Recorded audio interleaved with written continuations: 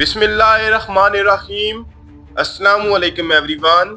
मैं हूं आपका मेज़बान मोहम्मद उसामा खालिद। उम्मीद करता हूं कि आप सब खैरियत से होंगे।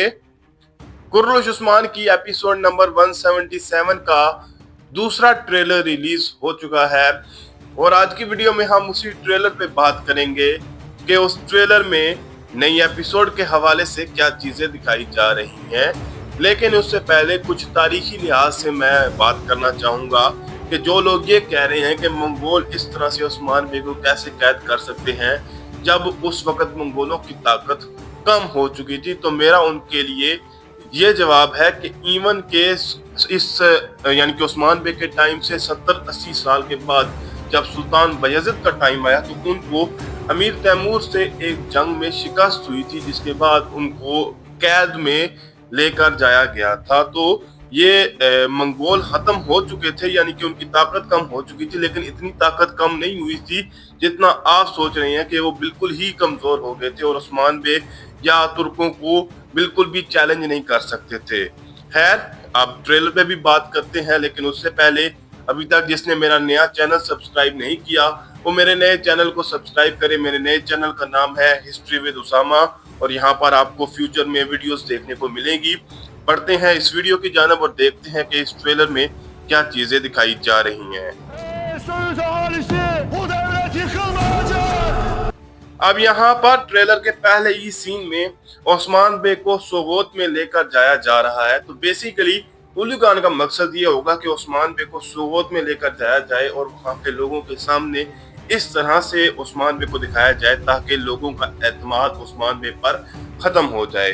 और उस्मान बे का यहाँ पर डायलॉग सुनाई दे रहा है और वो ये कह रहे हैं कि ऐ सोगोत के लोगों, ये सल्तनत जो है वो कभी भी नहीं टूटेगी या कभी भी नहीं झुकेगी।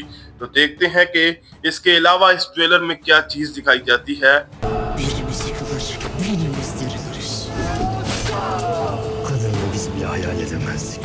इन सीन्स में हम ओरहान बे को देख सकते हैं और अलाउद्दीन बे ओरहान बे को बचाने के लिए पहुंच चुके हैं। तो पहले हो सकता है ओरहान बे को ही बचाया जाए और उसके बाद उस्मान बे तक पहुंचने की कोशिश की जाए। और यहाँ पर ओरहान बे का डायलॉग सुनाई दे रहा है कि हम में से एक अगर मरेगा तो 1000 जिएंगे, यानी कि 1000 लोग उसकी जगह लेने के लिए आ जाएंगे। और उसके साथ साथ इस सीन में हम बेसिकली लुकास का भी डायलॉग सुन सकते हैं और वो ये कह रहा है कि हम एक औरत से उस्मान बे को इस तरह के हाल में नहीं ला सकते थे।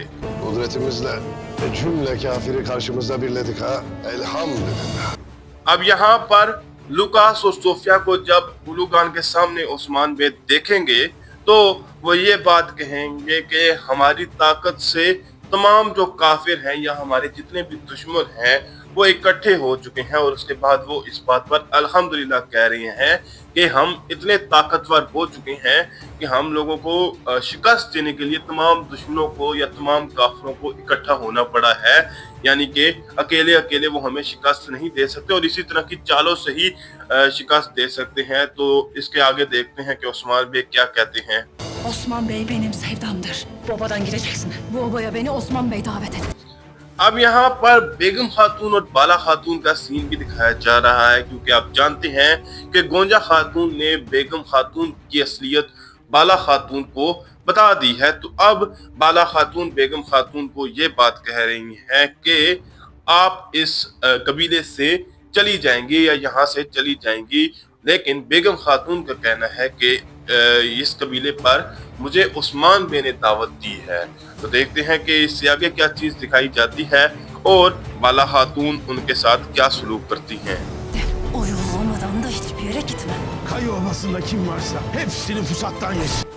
इस सीन में बेगम खातून अपना डायलॉग मुकम्मल करते हुए या अपनी बात मुकम्मल करते हुए ये कह रही हैं कि जब तक मुझे उस्मान बे जाने का नहीं कहते मैं कहीं भी नहीं जाऊंगी। और उसके साथ साथ यहाँ पर उलूगान का सीन दिखाया जा रहा है, जहाँ पर वो उस्मान बे के सामने ये हुक्म दे रहा है कि काई कबीले में जो भी लोग मौजूद हैं या जितने भी लोग मौजूद हैं उन सबको तलवारों से काट दो। तो बेसिकली काई कबीले में अब कत्ले आम किया जाएगा और इसी बात का हुक्म उलूगान दे रहा है।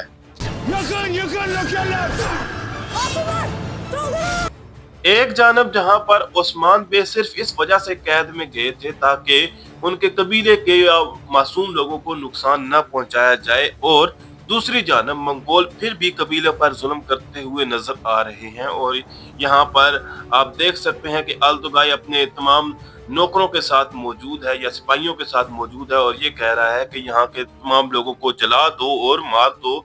और बाला खातून खवातीन से ये बात कह रही हैं कि हमला करें, तो देखते हैं कि वो दिफा में मजीद क्या चीजें करेंगी। इन सीन्स में जैसा कि आप देख सकते हैं कि मंगोल जो है वो कबीले को जलाते हुए नजर आ रहे हैं और कबीले में कत्ले आम कर रहे हैं और जुल्म करते हुए नजर आ रहे हैं, और खवातीन और तमाम सिपाही जो वहां पर मौजूद हैं वो वहां पर दिफा तो करेंगे। लेकिन यहाँ पर इस सीन में हम हलीमे को भी देख सकते हैं जो कि फातिमा खातून को बचाते हुए नजर आ रही हैं, और हो सकता है कि आने वाली एपिसोड में हम हलीमे के एक्शन सीन्स को भी देखें।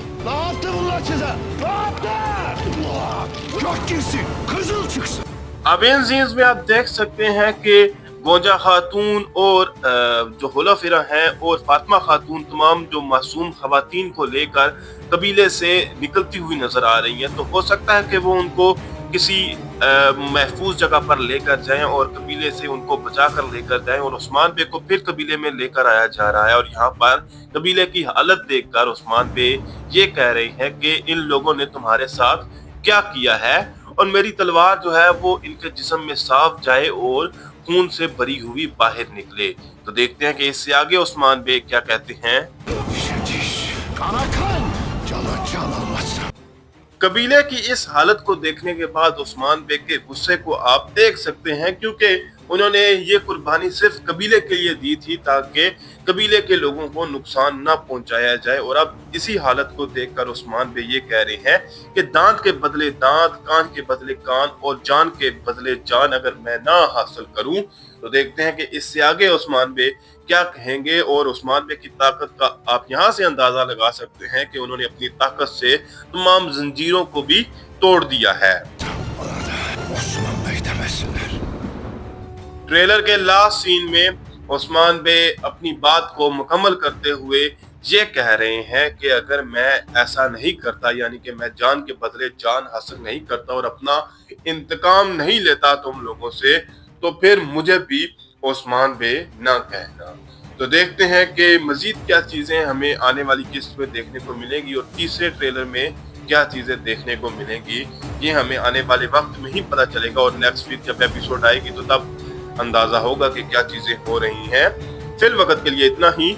अगर आपको वीडियो अच्छी लगी तो वीडियो को लाइक लाजमी करिएगा, मेरे नए चैनल को लाजमन सब्सक्राइब करें और बेल आइकन को प्रेस करें ताकि आपको तमाम नई वीडियोस की अपडेट्स मिलती रहें। मिलते हैं बहुत जल्द नई वीडियोस के साथ, नई अपडेट्स के साथ। तब तक के लिए इजाजत दीजिए। अल्लाह हाफिज।